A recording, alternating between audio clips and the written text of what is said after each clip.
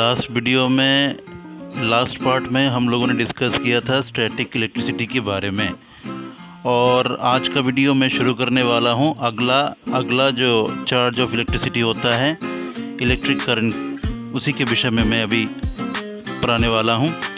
तो electric current होता क्या है? इलेक्ट्रिक करंट यानी विद्युत धारा। तो विद्युत धारा एक बिंदु या क्षेत्र के पिछले विद्युत आवेश की प्रवाह की दर है। ठीक है। विद्युत धारा उस समय मौजूद होती है जब किसी क्षेत्र के माध्यम से विद्युत आवेश का शुद्ध प्रवाह होता है। ठीक है। तो विद्युत परिपथ में ये आवेश प्राय इलेक्ट्रॉनों द्वारा एक तार के माध्यम से चलते हुए किया जाता है। करंट जो है वो प्रति यूनिट समय चार्ज का एक प्रवाह होता है। ठीक है। तो यहाँ पे स्क्रीन में दिया हुआ है, देख सकते हैं आप कि current equal to charge by time. तो हमें पता है कि हम करंट को रिप्रेजेंट करते हैं I से। ठीक है। और चार्ज को रिप्रेजेंट किया जाता है Q से, और टाइम को रिप्रेजेंट किया जाता है T के सहारे।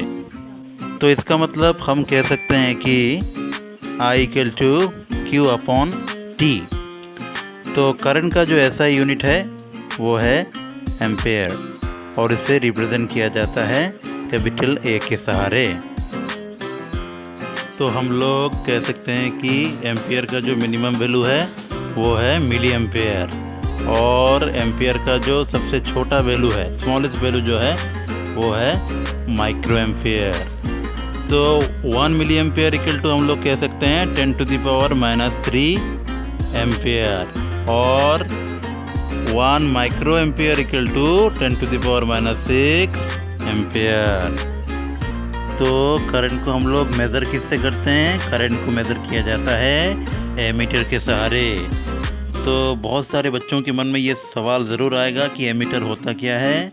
एमीटर दरअसल एक ऐसा स्पेशल डिवाइस है जिसके तहत हम करंट को मेज़र कर सकते हैं। और एम्पेयर का सिंबल होता है दोनों तरफ लाइन खींचकर बीच में सर्कल बना के कैपिटल A लिखना।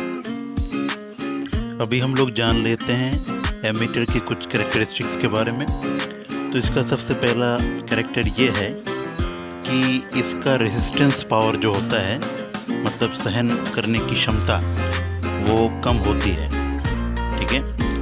और उसका दूसरा कैरेक्टर ये है कि ये जो है हमेशा सीरीज़ में कनेक्ट रहते हैं। ये हमेशा सीरीज़ में कनेक्ट रहते हैं। पहला कैरेक्टर है क्या? It has low resistance. और दूसरा कैरेक्टर है एमीटर का, it always connected in series. अभी मेरे मन में कुछ सवाल आ रहा है, और इन सवालों को मैं अभी पूछने जा रहा हूँ। जैसे कि मैंने कुछ देर पहले एक्सप्लेनेशन किया था मिली एम्पेयर के बारे में। तो मिली एम्पेयर को हम लोग डिनोट कैसे करते हैं, इसके बारे में मैंने बताया नहीं था, तो इसके बारे में हमें जानना पड़ेगा। और दूसरा है माइक्रो एम्पेयर जो है, इसे हम लोग रिप्रेजेंट करते कैसे हैं, इस विषय को भी हमें जानना है। तो चलिए जानते हैं इन विषयों को। तो मिली एम्पेयर को रिप्रेजेंट किया जाता है स्मॉल m और कैपिटल A के सहारे। यहाँ पे स्मॉल m यानी मिली और कैपिटल A यानी एम्पेयर। ठीक है। और जो माइक्रो एम्पेयर है उसे रिप्रेजेंट किया जाता है यहाँ पे म्यू A के सहारे। ये जो साइन जो तुम देख रहे हो U जैसा, इसे कहते हैं म्यू। तो माइक्रो एम्पेयर को रिप्रेजेंट किया जाता है म्यू कैपिटल A के सहारे, जबकि मिली एम्पेयर को रिप्रेजेंट किया जाता है स्मॉल m और कैपिटल A के सहारे। Now let us know about potential difference. So what is called potential difference? Work done to move a unit charge from one point to another is known as its potential difference. Therefore, potential difference equal to work by charge. So we know that work we can denote as W, whereas charge we are denoting as Q. So that means we can write that B equal to W by Q, because potential difference is represented by B. So about that concept, we can say that B equal to W by Q. SI unit of potential difference is volt, and we are representing volt as V. So here I am mentioning about volt. So for that we have to know what is called volt. So let us know about volt. So when 1 joule work is done to carry 1 coulomb charge, then potential difference is called as 1 volt. Okay. Now let us discuss more about volt. So here you can see on your mobile screen, it is mentioning here that cell or battery are the devices to maintain volt. Cell or battery. Okay, these are the devices which are using to maintain volt. Another is that potential difference is measured by voltmeter.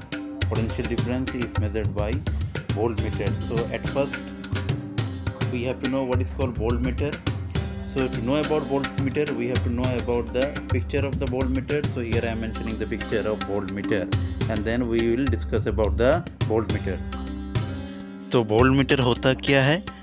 Voltmeter एक मापन यंत्र है जो किसी परिपथ के किन्हीं दो बिंदुओं के बीच डिफरेंस को मापने के लिए प्रयोग किया जाता है।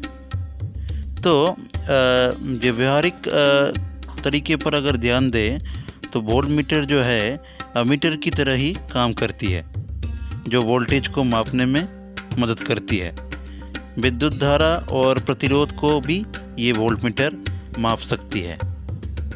तो चलिए अभी बात करते हैं वोल्टमीटर के कुछ कैरेक्टर के बारे में।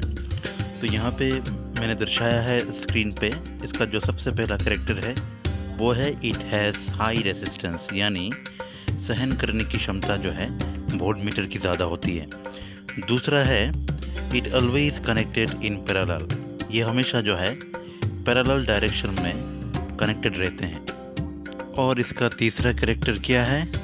वोल्टमीटर में करंट जो है वो हमेशा उच्च क्षमता से कम क्षमता तक प्रवाहित होती रहती है।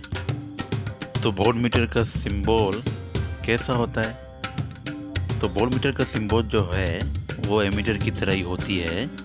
जिस तरीके से हमने एमीटर में लाइन खींचकर बीच में राउंड बना कर ये लिखा था, उसी तरीके से यहाँ पर भी हम लोग लाइन खींचेंगे।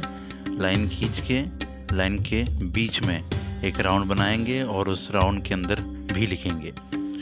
तो इस सिंबल का जो लेफ़्ट साइड होगा वो लेफ़्ट साइड हो जाएगा पॉजिटिव टर्मिनल, और इसका जो राइट साइड होगा वो राइट साइड कहलाएगा नेगेटिव टर्मिनल।